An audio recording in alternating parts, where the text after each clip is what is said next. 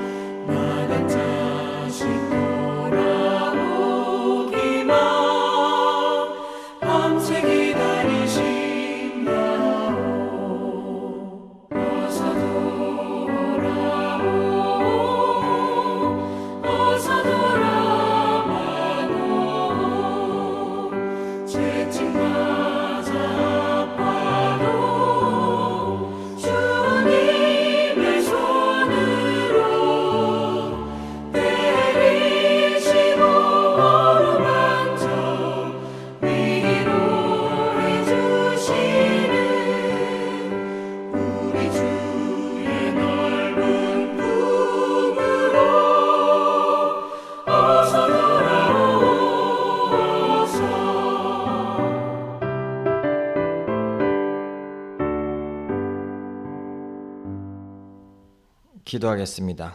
언제나 사랑과 은혜가 충만하신 하나님 아버지, 오늘도 선지자와 제사장과 왕으로 오신 예수 그리스도를 향해 나아가는 저희가 되게 해주심에 참으로 감사드립니다. 예수님께서 중보자로서 교회의 기초가 되어주셨고 우리를 말씀으로 세워주셨으니 그리고 우리를 온전하게 해주셨으니 참으로 감사드립니다.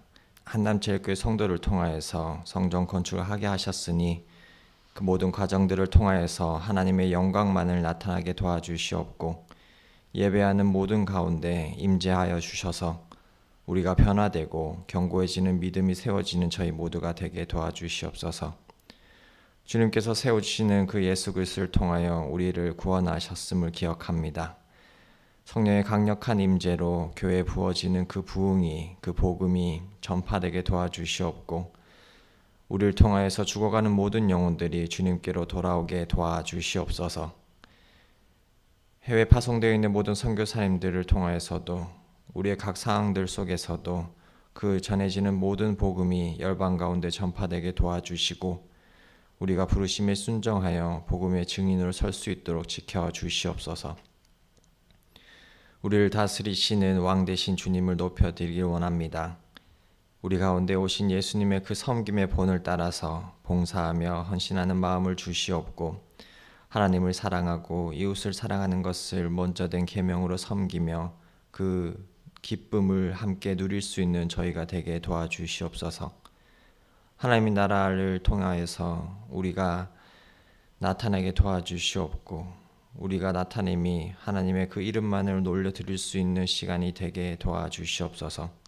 하나님의 영광을 돌리는 한남제일교회가 되게 도와주시옵고 언제나 우리를 위하여 친히 길을 내치고 역사해 주시는 예수 그리스도의 이름으로 기도합니다. 아멘. 오늘 우리에게 주시는 하나님의 말씀은 역대하 18장 28절에서 19장 11절까지의 말씀입니다. 역대하 18장 28절에서 19장 11절까지의 말씀입니다.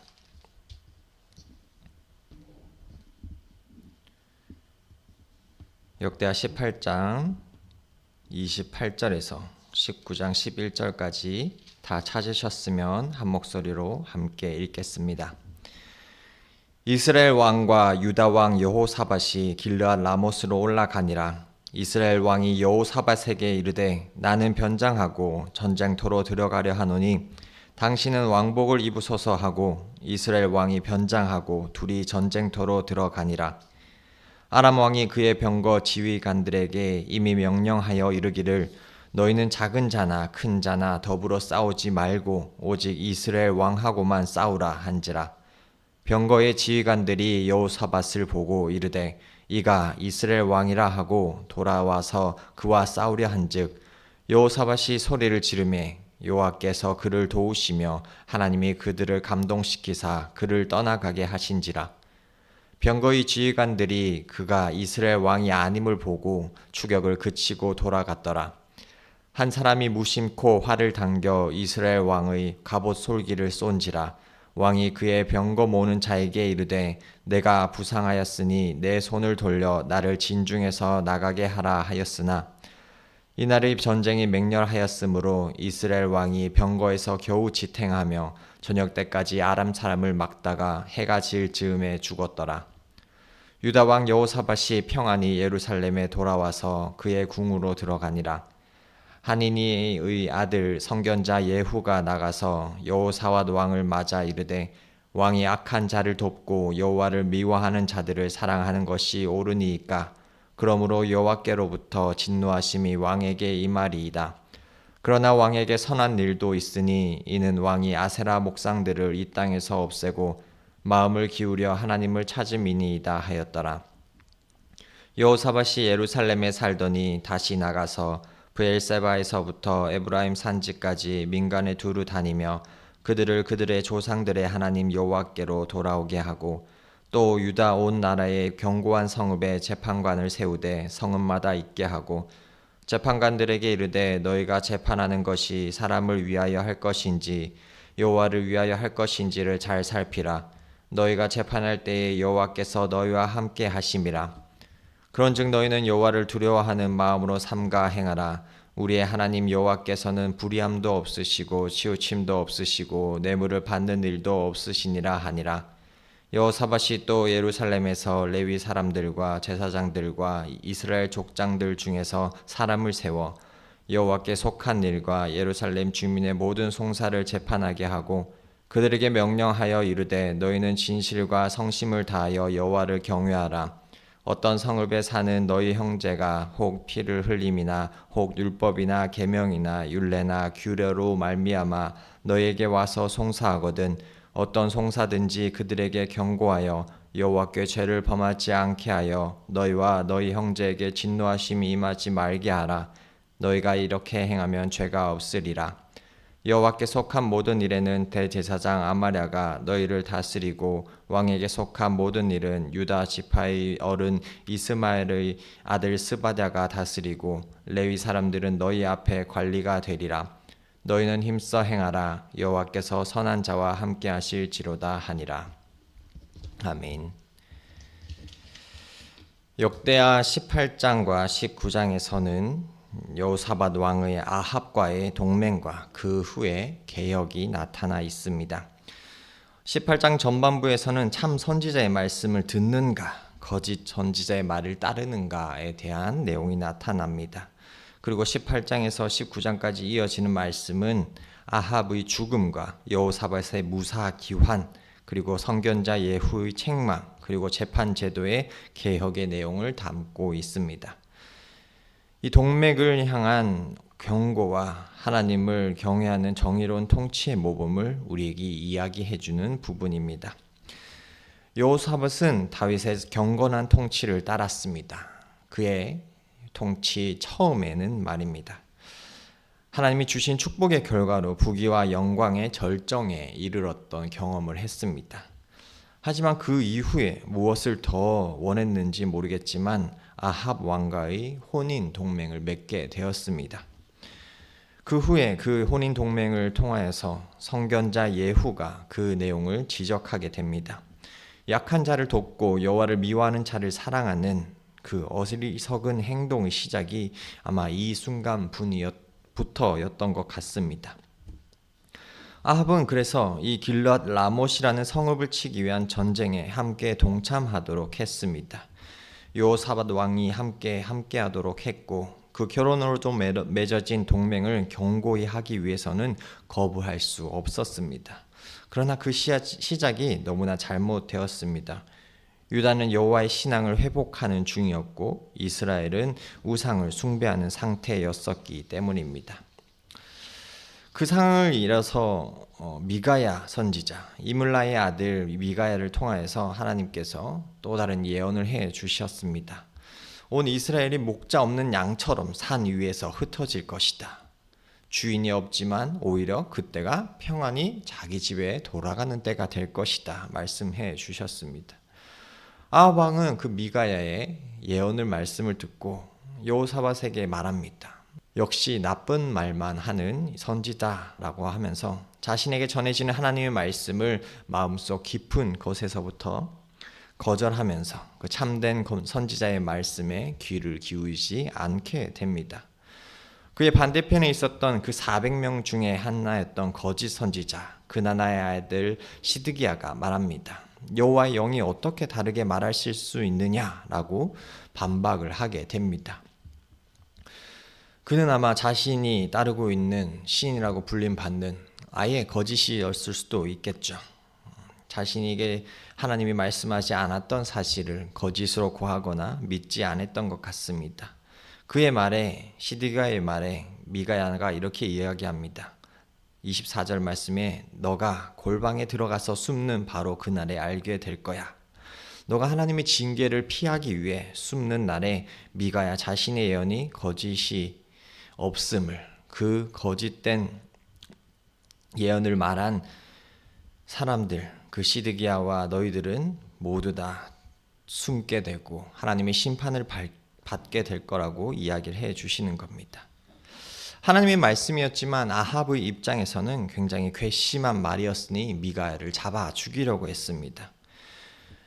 27절 말씀에 이렇게 기록이 되어 있습니다. 미가야가 이르되 왕이 참으로 평안히 돌아오게 된다면은 여호와께서 내게 말씀하지 아니하셨으리라 하고 또 이르되 너희 백성들아 다 들을지어다 하니라.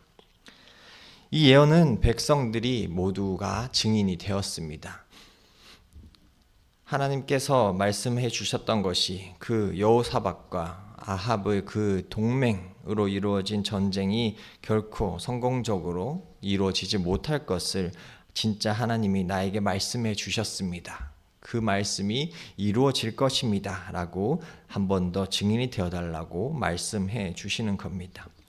결국 여호사밧은 어떤 선택을 했습니까? 미가의 예언을 주목하지 않았고 길르앗 라못으로 올라가게 됩니다. 여러 가지 이유가 될 수 있겠지만 그 예언을 신경 썼는지 자신을 변장하는 등 갖은 수를 쓰게 됩니다. 전쟁에서는 흔히 왕을 죽이는 것이 승리의 관건이었고 아람에게는 그 벤하닷이 이전에 아합에게 무릎 꿇었던 사건으로 인해서 분노함이 있기도 했었습니다. 때문에 이 아람에게는 다른 사람보다는 그 복수심에 이스라엘 왕만 죽이려는 계획 또한 있었습니다. 아랍 군대가 이제 왕의 모습을 이제 변장한 그 여호사밧을 보고 쫓았습니다. 하지만 그 이스라엘 왕이 아님을 보고 즉시 추격을 멈추게 되었습니다. 아합이 어떻게 되었습니까?